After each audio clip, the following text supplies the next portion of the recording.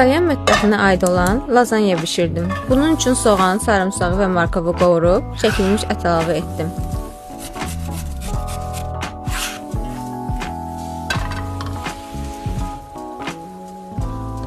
Davamında isə tomat, üstünə pomidor, sonda isə duz və istiot və rozmarin əlavə etdim.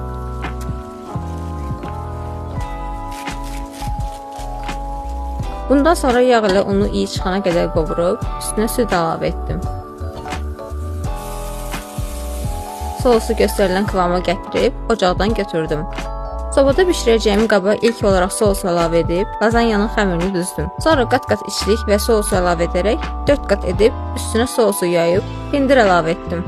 Sonda 45 dəqiqəlik 190 dərəcə ilə sobaya göndərdim.